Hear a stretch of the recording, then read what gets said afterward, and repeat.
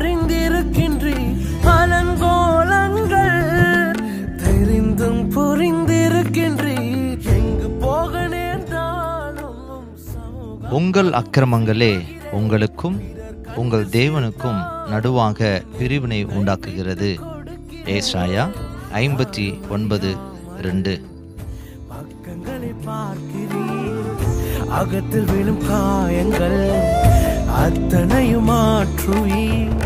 நான் திறக்கும் கதவுகள் எல்லாம் சில நேரம் அடைத்தாலும், கோபத்தால் பகைத்தாலும் இயேசு நீர் இருக்கிறீர்.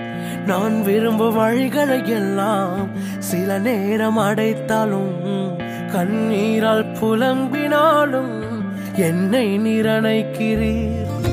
அடைப்பதின் காரணம்